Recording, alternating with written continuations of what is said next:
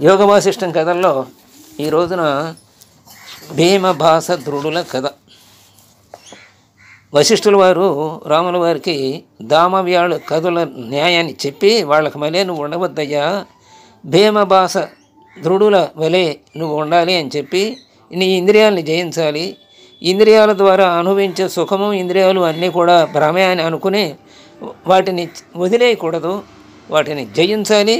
మనస్సుని నీ చెప్పినట్టు వినాలి, ఆత్మయందు మరలించాలి అని చెప్తూ దామవ్యాళ కటులు అలా ముందు బాగా ఉన్న శంబరాసురుడు సృష్టించినటువంటి వాళ్ళు తర్వాత విజయ గర్వం చేత ఈ దేహమే నేనని భావన వచ్చి పతనమైపోయారు. దేవతలు అప్పుడు జయించగలిగారు వాళ్ళని అని ఇదివరకు తెలుసుకున్నాం.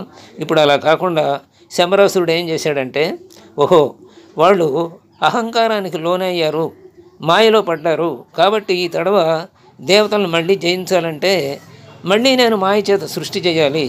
ఆ సృష్టిలో వాళ్ళకి విజ్ఞానంతో వివేకంతో వాళ్ళు ప్రవర్తించేటట్టుగానే ఉండాలి, వాళ్ళకి ఆత్మభావన ఎప్పుడూ ఉండాలి అని భావించి శంబరాసురుడు వాళ్ళని సృష్టించాడనమాట. దాని గురించి వాళ్ళు తెలుసుకుంటున్నాం. వశిష్ఠుడు చెబుతున్నాడు రాముల వారికి, ఓ రామ, దామాదులు నశించిన తర్వాత శంబరుడి లోకంలో జరిగిన వృత్తాంతాన్ని చెబుతాను విను. దేవతలతో యుద్ధంలో అంతా ధ్వంసం అయిన తర్వాత కొన్ని సంవత్సరాలు ఊరుకుండి శంబరాసురుడు దేవతలను నిగ్రహించే ఉపాయాన్ని ఆలోచించాడు. దామాది అసురులను మాయ చేత సృష్టించాను, కానీ వారు మూర్ఖత్వం చేత యుద్ధంలో మిథ్య అయిన దురహంకారానికి లోనయ్యారు. కనుక ఇప్పుడు మాయ చేత మరలా కొత్త దానవులను సృష్టిస్తాను. అంతేకాకుండా వారిని ఆధ్యాత్మిక జ్ఞానవంతులుగా చేస్తాను. అప్పుడు వారు తత్వజ్ఞాన ప్రభావం చేత అహంకారం పొందకుండా ఉంటారు, దేవతల్ని జయింపగలుగుతారు. శంబరాసురుడు ఇంత బాగా ఆలోచించాడు, ఆధ్యాత్మిక జ్ఞానవంతులుగా చేస్తానన్నాడు. అలాంటి వాడికి మళ్ళీ ధర్మాన్ని ఆచరించే దేవతలను జయించాలనే కోరిక ఉంది చూడండి. ఆ రాక్షస బుద్ధి మాత్రం పోలేదన్నమాట. మరి అంత గొప్పవాళ్ళను సృష్టించగలిగిన ఆయన కూడా మళ్ళీ ఇంకొకటి జయించాలనే భావం ఉంది అంటే ఆ రాక్షస స్వభావం ఆయనకి పోలేదు ఆ శంబరాసురుడికి. అందుకే మాయ ఎంత పని చేస్తుంది. తాను మాయలో పడకుండా ఉండేటువంటి జీవులని తాను సృష్టించి తాను ఇంకొకరిని జయించాలనే భావంలో పడటమే పెద్ద మాయ. శంబరాసురుడు ఆ మాయ నుంచి బయటపడలేదని అనిపించింది నాకు ఇది చదివితే. ఈ విధంగా ఆలోచించి ఆ దైత్యేంద్రుడు సముద్రం బుడగలను పుట్టించేటట్లుగా సముద్రం నుంచి అనుకోకుండా అలా బుడగలు పుడుతుంటాయి. అలా ఈయన అంత శక్తి గలవాడు కదా, అలా అందుకని మాయ చేతి వెంటనే దానవులను సృష్టించేశాడు, అనేక మంది దానవులు. ఆయన సృష్టించాడు కాబట్టి ఆయన దానవుడు కాబట్టి వాడు దానవులే. వారిలో ముఖ్యులు భీమభాస ధ్రుడులు. వారు ముగ్గురు పవిత్ర అంతఃకరణ కలవారై జగత్తునంతా తృణప్రాయంగా చూచేవారై ఉన్నారు. అంటే స్వామి భక్తి పరాయణులు. ఇంకా వాళ్ళకి జగత్ అంటే అక్కర్లా, ఆ స్వామి ఎలా చెప్తే అట్ట చేయటం. శంబరాసురుడు సృష్టి కదా, ఆయన అట్ట చెప్తే అట్ట చేస్తారనమాట. అంటే ఆ విజయం పొందిన తర్వాత కూడా వాళ్ళు అహంకారానికి లోనవరు అనమాట.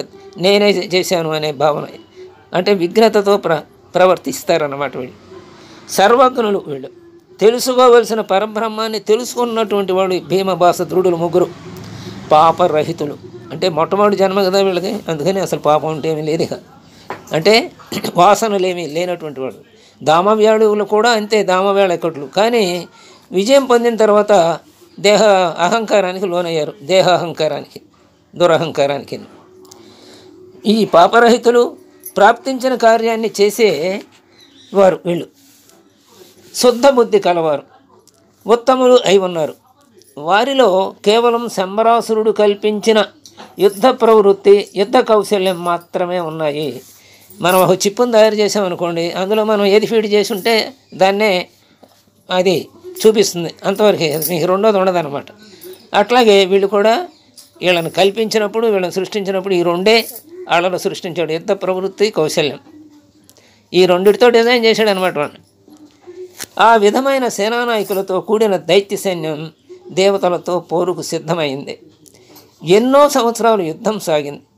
దేవతలు పూర్వం దామవ్యాళ కటులకు చేసినట్లుగా ఈ భీమభాస ధ్రుడులకు కూడా అహంకారం కల్పించాలని ఎంతో ప్రయత్నించారు.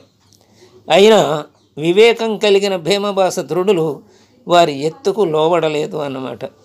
అందుకనే రాజుల్ని వశం చేసుకోవాలంటే సామధాన భేద దండోపాయాలు, మధువు మగువ మొక్క, వీటన్నిటిలోనూ అన్ని ప్రయత్నాలు ఇంకొక రాజు చేస్తూనే ఉంటాడు.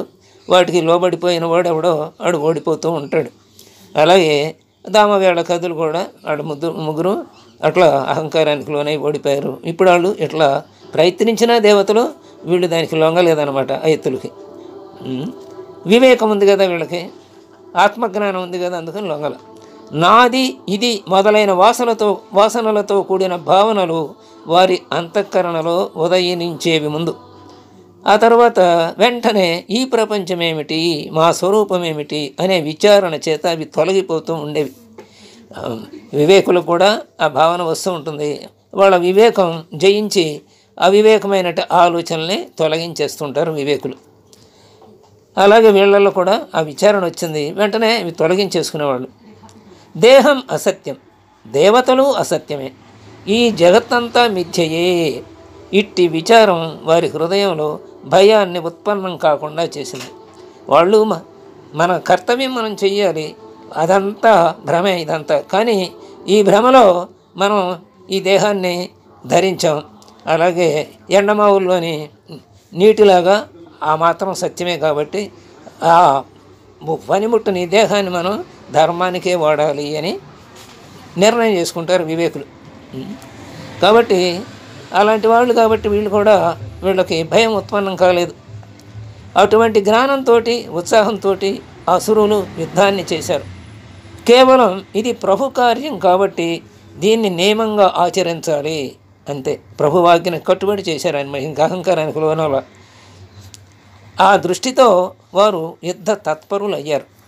ఈ విధంగా వీతరాగులు, భయరహితులు, సమదృష్టి కలిగిన వారు అయిన భీమబాస ధృడుల నాయకత్వంలోని దానవ సైన్యం చేత దేవతలంతా ఊచకోతకు గురయ్యారు, పీడింపబడ్డారు, పారిపోయారు. మరి దేవతలు మరో దిక్కులేక క్షీరసాగరంలోని విష్ణు భగవానుని శరణు పొందారు.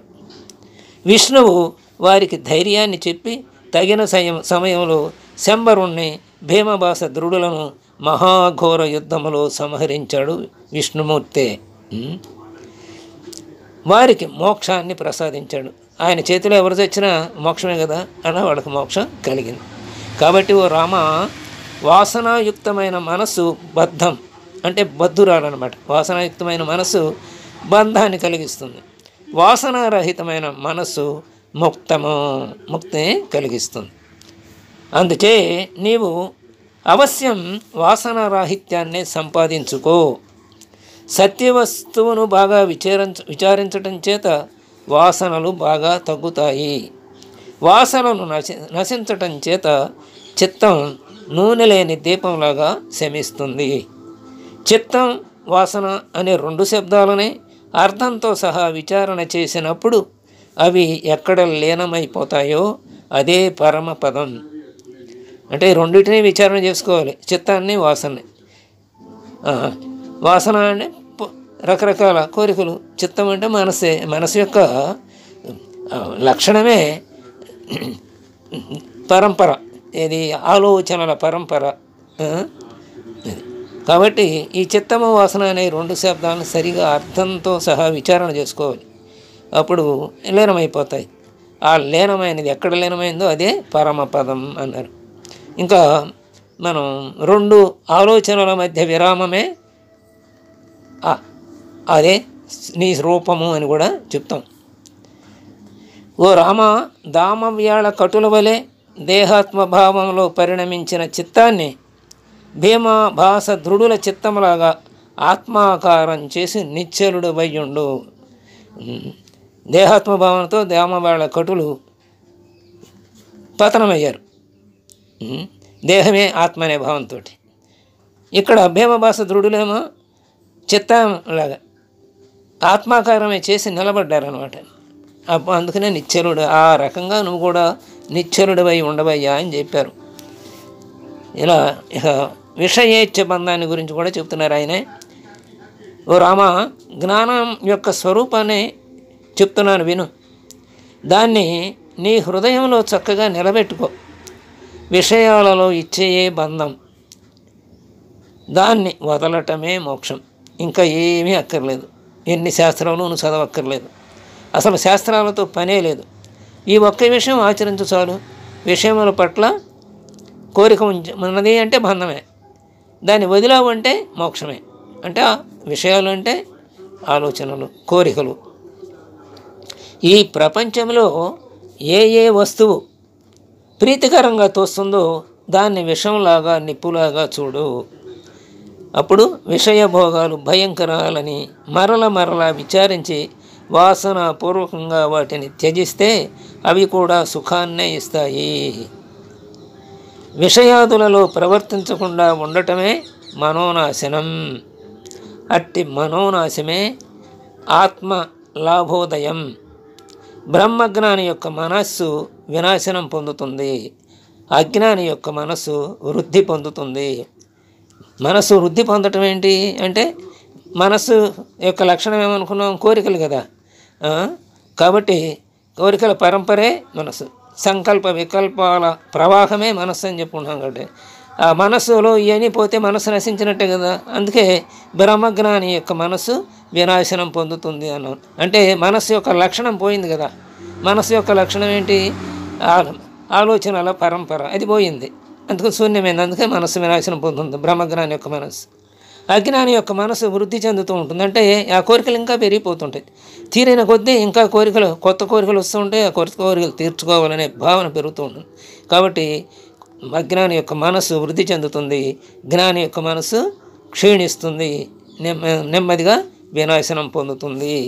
ఓ రామా, కాబట్టి భీమభాస దృఢుల వలె న్యాయాన్ని విచారించి, సత్యాన్ని విచారించి సత్యమందు నిలబడు. అప్పుడు అన్నిటి అందు విజయము, ఆ తర్వాత ముక్తి వస్తుంది అని చెప్పి రాముల వారికి చక్కగా భీమ భాస దృఢుల కథని గురించి చెప్పారు. స్వస్తి.